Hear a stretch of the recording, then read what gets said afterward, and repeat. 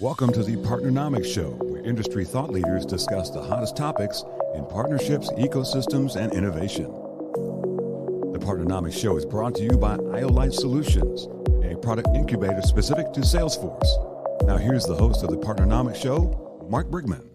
Miss Melissa, how in the world are you doing today? I'm awesome. Thank you so much for having me. Excited to be here. Man, I'm excited to have you. Thank you so much for being a contributor to the Partnernomics Show. Super excited to have you roped into this. Really enjoyed getting to know you, Guideline, your team, strategy, all that kind of good stuff that you guys have been working on. So been super fun to see. But Melissa, for those that are not familiar with Guideline or your career, senior partnerships lead guru at Guideline. Tell us. Yeah, absolutely. I have the pleasure of leading strategic partnerships at Guideline. We are a fintech company that helps small businesses save for retirement. It's an amazing mission. Very happy to be here. And actually, mission driven has been the through line of my career. Prior to coming to Guideline and being one of the founding members of the department, I was at Lyft for a couple years. I headed up several different lines of public and private partnerships as the team lead for strategy and analytics. And prior to that, I was actually a lawyer. So had a couple twists and turns on the career path, but always trying to do the right thing. And, it's just been an absolute pleasure. Partnerships is so fun, such a diverse area to work in, and been loving it at Guideline. Yeah, awesome. Well, like I said, I've enjoyed getting to know you and just kind of, just rapping with you on the cool stuff that you're doing, stand up the group and just develop it and building strategies, executing. It's absolutely good stuff. All right, so are we ready to jump into this? Let's do it. All right, let's do it. So you have mentioned you get to cheat a little bit, as I call it. You are an attorney or kind of have the lawyer background. So first question. Is that an advantage? Having the law background, obviously a lot of what we're doing is putting contracts in place. Is that an advantage? Well, it might depend on who you ask, and you have to be, a little nervous every time you say, "Well, I used to lawyer," because that can always, that might trigger a person or two of how they might feel about you. But I think yes, it is an advantage, and so in general, when you're learning as part of law school, you're trained to really take a fact and argue both sides of it. So it's really helped me to anticipate how a partner may react to a fact or issue, and really, no matter what, how to find the silver lining, right? Like how to share where we are is what it is, and yet here's the value that we can find out of it together. An additional area where I think it's been very helpful is in negotiations, both philosophically and tactically.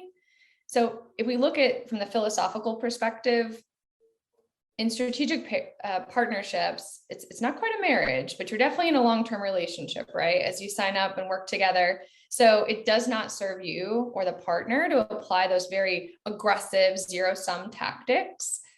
So in my lawyer life, it was a pretty niche area. Everyone knew each other. Odds are you would be up, against the other side, or reputations really had a way of preceding you.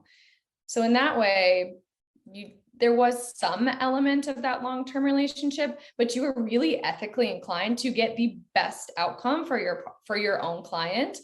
So you had to be a little bit more hard driving. So there's a little bit of yes and no there. On the tactical side, I think one way that the training and the mindset is that we've been able to, make my legal team's life a little bit easier. And I've been able to coach my team how to work with them. Certainly feel very comfortable taking first pass at drafts. Certainly understand that, where we are for Guideline, it's a very heavily regulated environment. And so the devil truly is in the details. So training my team and how to think through and get very granular when they're seeking legal guidance has helped us find the gray area between risk to the business upside that we can really work within. So I think that's been very helpful in creating momentum and the ability to drive things forward for my team and for the company at large. Yeah, I could definitely see that. As I look over my career, one of the biggest, I guess, challenges or learning curves that I had is being able to read, understand, and then even draft agreements or terms. And a lot of times, there can be some bottlenecks in the legal department. And so to the extent that these partner development leaders, these partnering professionals, they can understand, evaluate, and even draft some language to just expedite that process. But we talk about partnering being on a continuum. Sometimes we find, we're leading different partnering initiatives where it's just kind of a boilerplate standard click-through agreement, kind of it is what it is. Other times we truly do negotiate those terms through. But in those cases, I could definitely see we're having a background in law where you already know what indemnification, limitation of liability, force majeure, all these kind of crazy clauses, set off rights. I mean, you kind of already know what all those terms mean and how they play into the fold. But for a lot of partnering professionals, they have to learn that stuff, and Totally. it can take some time. Yeah. It can take some time. I think that's where asking great questions comes in, right? Take your legal partner, go out to a beer. Give me just normal human speak, force majeure. What are we talking about here, right? And over time, developing that muscle, understanding over time, it'll get there. So, and I think the other thing to your point is when you have to negotiate, take the pen, take the first pass. You won't get it right. It probably isn't going to be in the correct legalese, but at least starts to have you understand, okay, this is what I was intending with this term. And here's how my legal partner changed it from where I started to where it ended. And you can learn from that delta. Yeah. Great takeaways there. Also love how you talked about, kind of whenever you're putting agreements in place, doing the lawyering thing, there's kind of two different approaches to that. One that we call kind of the single interaction to win, the zero sum approach, as opposed to understanding it's a relationship. We're going to be working together, hopefully for, quarters or years into the future. And so it's a bit of a different approach. That'd be a fun question for another episode. Absolutely. All right. Question number 2. Go easy on me. Mark, I never go easy on you. But here's a bit of a softie. Right now, it is the wild west of hiring out there, right? So what is one thing that hiring managers should look for or look out for when reviewing resumes for a potential partner development leader? Yeah, great question. Man, we're seeing so many different statistics pumped out about how fast this world of partnering is growing. I think IDC put something out fairly recently that said that there's a 50% year-over-year increase in the quantity of business-to-business partnerships being formed. Wow. LinkedIn said 360% increase in the quantity of partnership managers, those positions that have come available in the last 5 years. So partnering has officially kind of hit center stage for companies. So this is a critical area, as of hiring and going through that process. And so, from a resume perspective, that's tough. That's so tough, man. I just like to talk to people, but as we know that's kind of challenging in itself. How do we kind of sift through those? But I would say focusing on, relationship backgrounds, hopefully. What's really interesting about the partnering space in Lane is literally I've met people from every walk of life who has come into the partnering space, right? Yeah. Attorneys, marketing, sales, operations, even on the dev and technical side, they kind of come from all walks of life. I think it's more of kind of that emotional intelligence, more of that understanding people, having empathy. It sounds so cliche, but man, I'm telling you, it's the damn truth. It's not being transactional and it's not being zero sum, but it's truly seeing those people, which I think it's almost impossible probably from a resume, but it's being able to identify those people that really want to create this multiplier effect. They understand that part of their responsibility in this relationship is to provide value to me as I am for them. And it's tough. It's tough, almost probably impossible to do from a resume. I know. I do not envy our recruiters right now, right? And so much of what you said really, really resonated with me. And I think to your point, talking to people as someone who's recently been on the hiring front, even with 360% growth, still ain't enough. It is tough to find talent out there. I have, however, found, to your point, I'll do my own phone screens, right? I'll get on the phone with them, because as you start to chat with them, you can really understand who they are. And that EQ needs to come through almost immediately. Are they people first? How do they hold themselves in those initial conversations? Tells me so much. I agree with you on the relationship backgrounds too. I've also found that some of the superstars I've seen have been first in role, whatever it is. It's really fascinating if you find someone who's been able to come into a very ambiguous situation before and thrive in that environment. It's that entrepreneurial spirit that, you and I agree is so germane to success in partnerships. Is maybe you don't have the roadmap before you, but you can figure it out, and you're going to always figure out how to deliver that mutual value from the fact that you ascribe to an idea of mutual respect and success, as I think has been somewhat of an indicator for me looking at resume. But get on the phone, talk to people for sure. Yeah, you brought up a good point there with kind of the entrepreneurial piece. Partnerships is on this continuum between more transactional in nature. So I think it's not just I'm hiring a partnering professional, but it's like, what lane of partnership initiatives will he or she be leading? And if it is kind of more, more transactional, kind of more structured in nature, let's say, running a referral partnership program, something to that effect, you will hire in that lane. But where it really becomes, I think, more tricky is when you're truly going over to what we call, that highly collaborative, that more strategic, that less defined side, where you're really playing in this realm of innovation and kind of creating this thing as you're putting it together. That's really when you need to look at people that are entrepreneurial. They can kind of think on their own. They have more of a CEO kind of a mindset than, say, a salesperson just trying to close the next partnership deal or co-selling deal. So I think that's one of the things that we need to identify first, is like, truly, what is the role, and then going after that particular role. Yeah, absolutely. Really good call out. Okay, so next question, and near and dear, we're still, I guess, barely in the first half of this year, but man, budgets, always the big question around. We're always resource constrained. Should the partnering function and marketing, should they share a budget?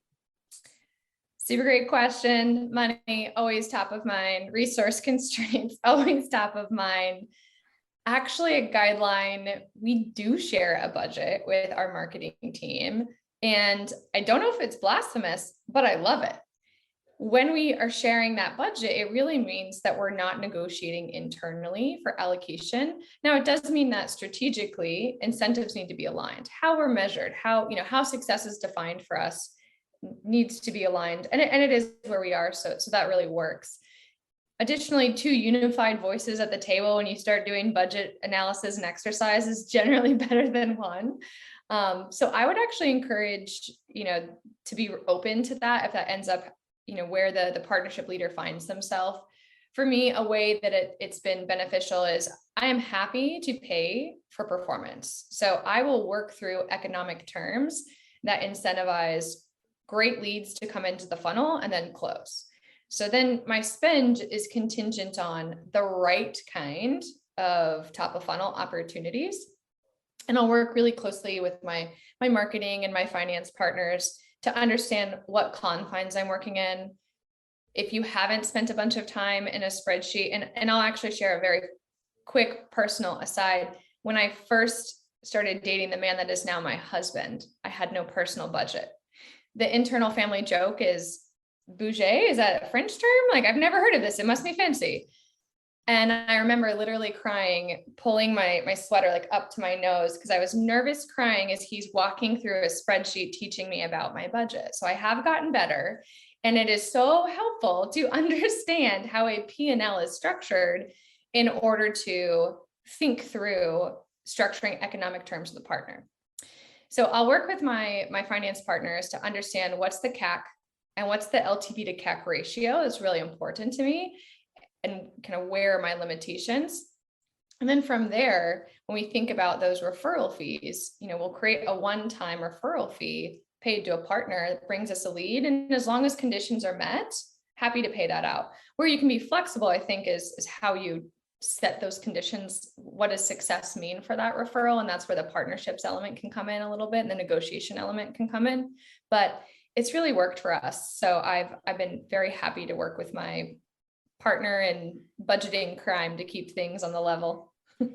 That's cool, man. It's one of the things I love about partnerships is, and even the function itself within companies is, it's a clump of clay. And what works for one company may not work for another. True. But it's kind of cultures, it's people, it's vision, it's leadership. It's all these things put together where you guys get to develop your own secret sauce. I can tell you that the vast majority of the clients we work with, they have separate budgets, right? Between the marketing and the partnering function.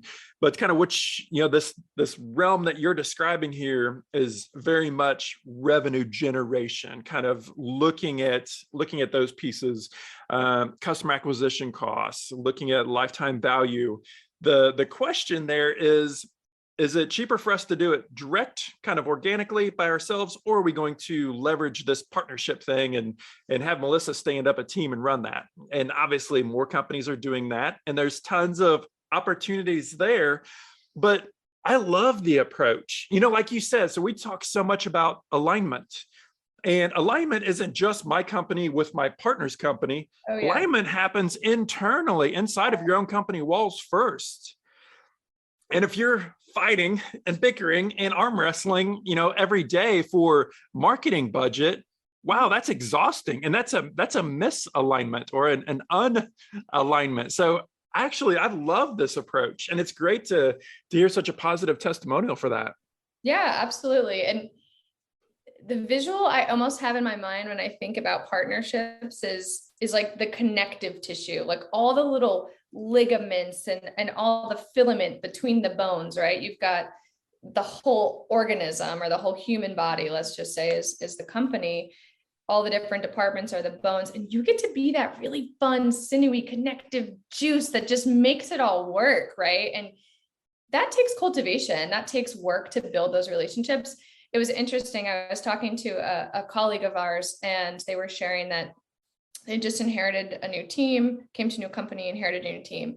And one of the partnerships professionals was pushing back on some of the internal work, some of the meeting setting with all the cross-functional stakeholders, some of the necessary whipping of the votes, if you will, that it takes, that EAs should do that. Absolutely not.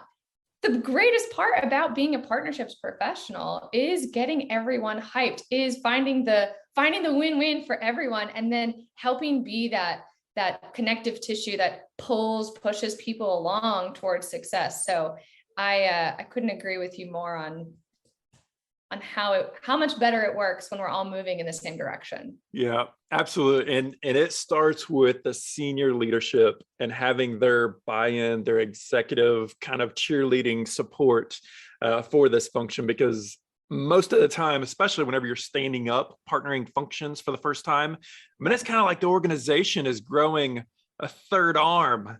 It's kind of like, what is that department? What is that group? What is that team? What are they doing? What's their function?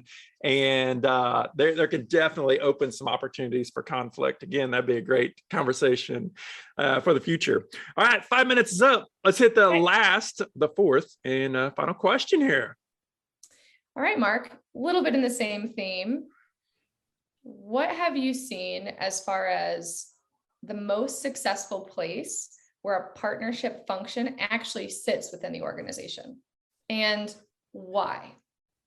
Yeah, so My answer, I guess, kind of my vantage point has changed over the last, I would say, decade, Interesting. especially over the last few years. I think we used to think of, and maybe some of us still do, as like the partnerships team, like it's a thing. And what we're definitely seeing now more is more of those partnering professionals, those people being kind of implanted across and deeper into the organization. So what do I mean by that? Marketing, you may have like a partnering guru inside of the marketing organization. You could have a partnerships guru inside of the product organization.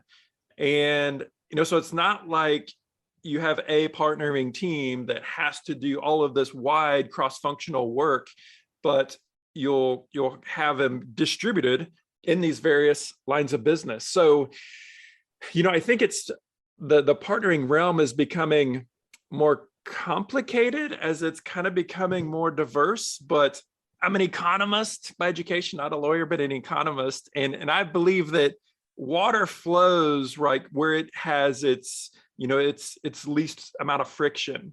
And we're seeing this kind of evolve everywhere as where partnering professionals are now getting deeper into the different organizations. And so generally speaking, I mean, it feels like still 80+% of partnerships are revenue generation focused. Mm-hmm. And so whenever people generally talk about partnerships, partnering, right, they're talking about referrals and resell and co-sell and all of these sorts of lanes. And in those cases, I've seen those teams report into, it feels like almost everywhere. Yeah. COOs, CMOs, definitely CROs, chief revenue officers, those various lanes. But, again, kind of goes back to what we were chatting about a couple minutes ago. Partnering is a clump of clay. And based upon strategies, based upon leadership, based upon the support, based upon the backgrounds and the understanding of different leaders, they can kind of fit anywhere, but there's certain boxes that need to be checked. Yeah. One kind of key box is it has to be a strategic, longer-term thinking leader. It can't just be about this month's quota and damn the torpedoes, we have to hit this month's quota, because partnering goes kind of by a separate set of rules.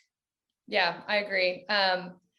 Man, lots to unpack there, right? I love it. No, I love it.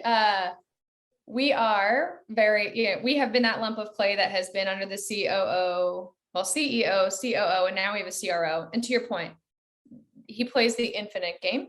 And so he understands that we are kind of the longer tail strategy. There's not the pressure to execute on a monthly basis or even quarterly. I mean, absolutely, we kick goals together and we do it really in close concert with marketing and sales, who all report into that gentleman. But I think there's an understanding of the long-term vision. I wanted to go back to your guru inside the organization and actually share a book. I haven't shared this with you yet. Team of Teams by General Stanley McChrystal. You, as a former military man, might like it.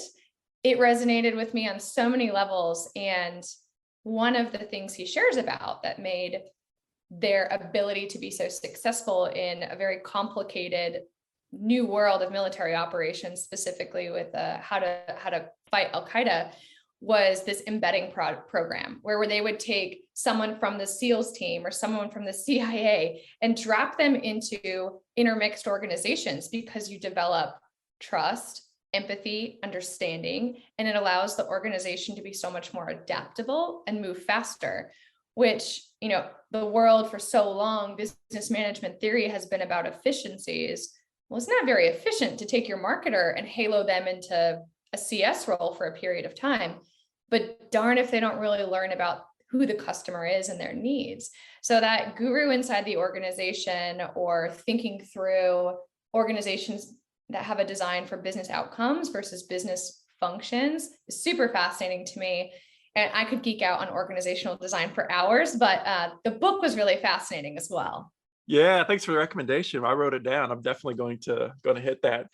Hey, before we wrap up, I want to hit on one thing that you shared there, because I hear this a lot, and that is, whenever we have these revenue focused partnerships, we're not, executing against those revenue targets, or we kind of do it in a different way than direct sales. Yeah. And what I would impress upon people to say or think of this role, it's you're executing against goals. It just takes time to get to revenue as the goal, because you have to build the structure, build the foundation, do the recruiting, build the processes, the communications platforms, all those sorts of things. So always executing, it's just not necessarily executing against a quota. Yeah, no, super fair. And I appreciate the refinement on the statement. And I think it's at two levels, right? Like as a team, we will have our own lead indicators. Let's go out and scope, engage, start talking to X number of partners, right? Because there's only going to be so many right fits for us. And that's going to take a lot of time. Then we start to sign those partners, and then it becomes, all right, leading indicators of eventual revenue success. How many opportunities are we developing with this partner that then my marketing team can, we can work together to create a really strong marketing plan that starts to bring the right eyeballs into the funnel for them to cultivate, for the sales team to eventually take across the finish line. That is a process of 12, 18 months. You are not seeing that terminal velocity or exponential growth for quite some time. So that's where, yes, we're absolutely thinking through quarterly, where's the revenue at today, but how do we start to build for the long tail? Yeah, love that. Love that. Melissa, I am so glad to have you as a contributor. This has been super awesome. I feel like I could talk to you all day long. We could totally jam on, all these different topics. Let's do it. Work, what is that? Let's just hang out. Exactly. Awesome. Well, thank you so much, and look forward to continuing to track you and Guideline. Of course. Thanks so much, Mike, for the invite. Appreciate it. Thanks for joining us for this week's episode of the Partnernomics Show. Don't forget to subscribe to get the newest episodes at thepartnernomicsshow.com. Special thanks to our sponsors, Iolite. To learn more about Iolite, visit iolitepro.com. And Partnernomics, the science of partnering. To learn more about the suite of Partnernomics courses, coaching programs, and consulting services, visit partnernomics.com. See you on the next episode.